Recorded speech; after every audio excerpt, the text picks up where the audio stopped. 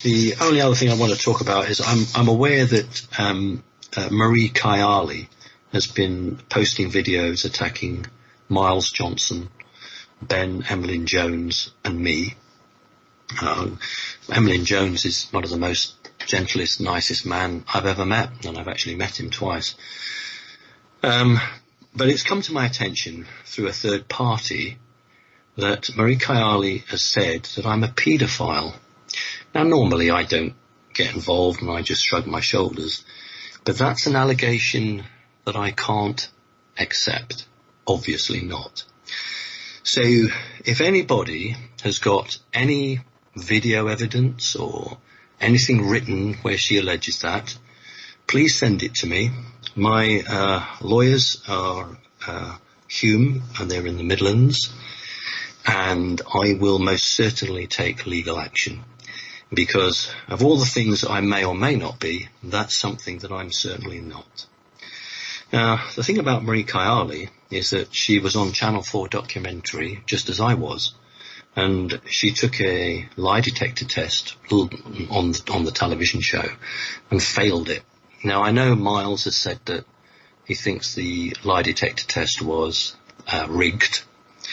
I don't know that a judge would agree with that, because the company was bona fide. It was doing it in front of television cameras and knew that it would actually be shown.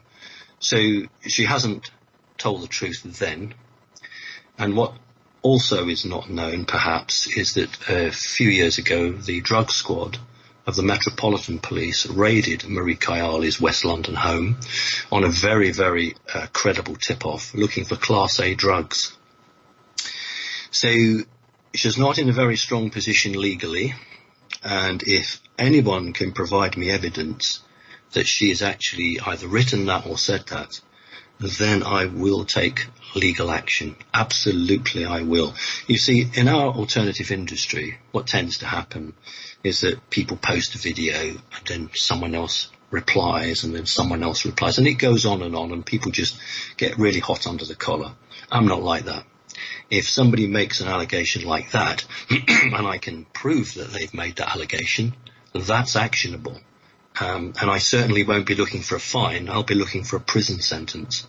People, they sort of think that if you say something on YouTube or you say something on a video, then it doesn't have the same effect as if you wrote it or you spoke it in public. But of course it does. It has exactly the same legal weight.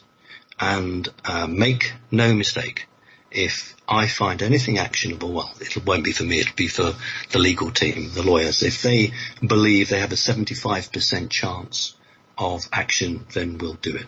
So it's a shame that I have to say that, but there comes a point, and this is only through third party, but there comes a point where I won't have that, because if I was guilty, I wouldn't even mention this.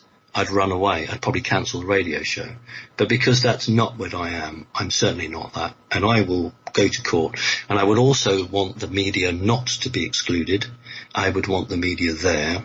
I would want all witnesses to be fully there, certainly to be interviewed. Certainly anyone who's employed, I would expect their employer to find out what's going on. And anyone who's on a benefit, I would expect the government or the social services to be aware of that. This will be a big thing. That I am certainly not that. And if anybody thinks I am, then, you better come forward and we'll go to court. That's fine. So that's that. I wanted to finish on a much more positive note, and that's the healing.